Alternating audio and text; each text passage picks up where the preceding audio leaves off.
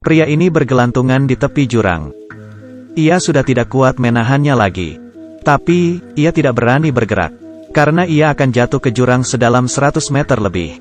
Batu karang di dasar jurang sangat tajam. Ia pasti mati. Tiba-tiba ia mulai menghitung. Ternyata, ia menghitung frekuensi ombak.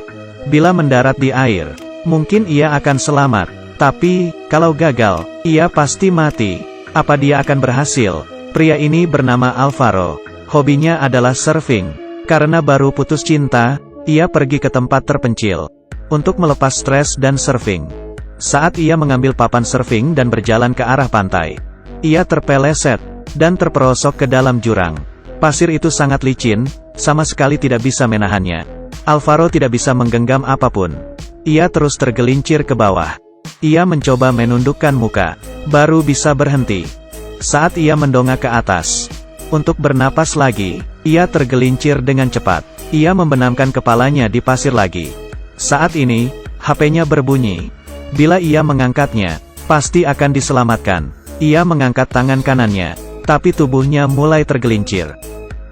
Ia mencoba meraih tasnya dengan tangan kiri sekarang. Baru saja meraih HP-nya, ia tergelincir lagi. Sekarang ia berada di pinggir jurang.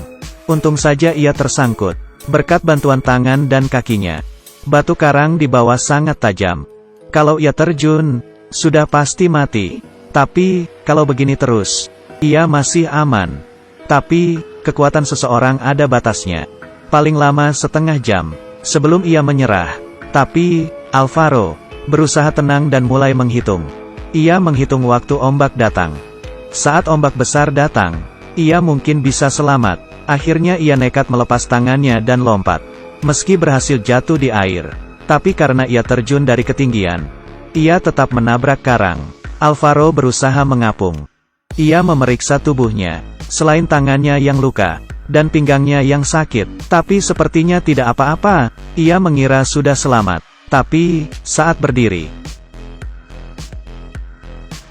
kakinya patah dan ia pingsan. Saat bangun, tangannya berlubang, pinggangnya terluka, dan kakinya mati rasa.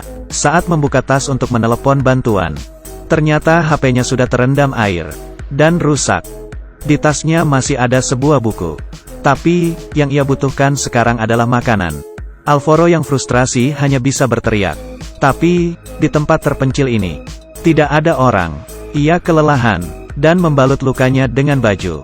Ia berbaring dan ketiduran lagi. Saat bangun lagi, hari sudah malam. Alvaro berpikir ini bukan solusi. Ia mencoba berenang ke pantai di sebelahnya. Kakinya mati rasa. Satu tangannya terluka. Perlahan, ia mengapung dengan satu tangan.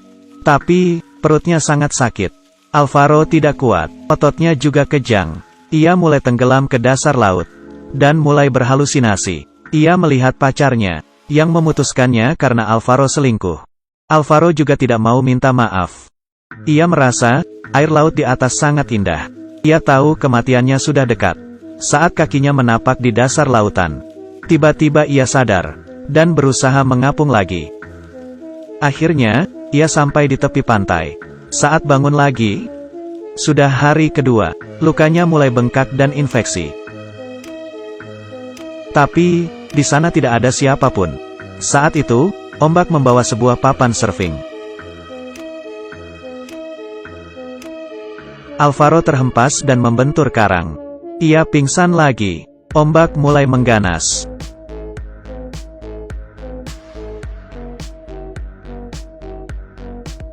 Ia bergelantungan di tasnya, sambil terus dihantam ombak.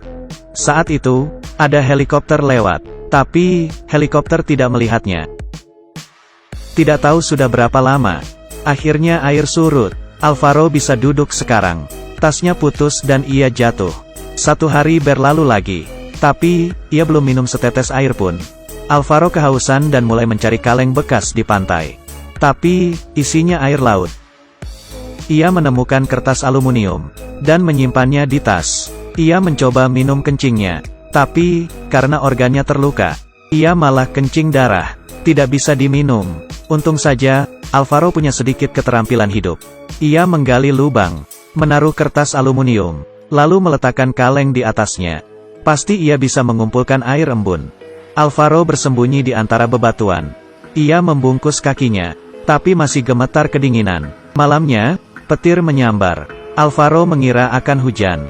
Ia meletakkan gelasnya, dan membuka mulutnya lebar-lebar. Ternyata, itu cuma hujan monyet, yang turun hanya sebentar. Bahkan, seteguk pun tidak sampai. Alvaro menjilati air di kertas aluminium. Akhirnya, ia minum setelah 2 hari. Selanjutnya adalah masalah makan. Alvaro pura-pura mati. Ia sudah menggenggam tongkat, sambil melirik seekor burung. 1 pukulan dan ia makan. Ia meremehkan burung itu. Saat memukulnya, burung itu terbang duluan. Alvaro frustrasi, karena kehilangan makan siangnya. Tapi, HP-nya tiba-tiba berbunyi. Alvaro mengeluarkannya dari dalam pasir. Ia sangat sedih, dan mulai minta tolong. Tapi, orang tuanya terus berbicara, dan tidak mendengarnya. Ternyata, itu adalah rekaman.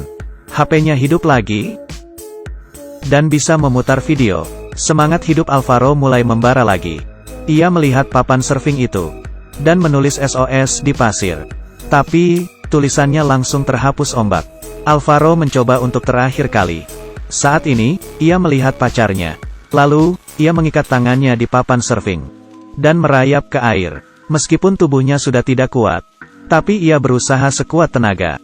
Hatinya memiliki niat untuk terus hidup. Ia belum pernah begitu fokus. Ia berusaha mendayung ke tengah laut. Entah sudah berapa jam. Akhirnya tubuhnya menyerah. Ia jatuh dari papan surfing. Tali di tangannya juga lepas. Ia jatuh ke dasar laut dalam. Kenangan indah bersama pacarnya mulai terlintas.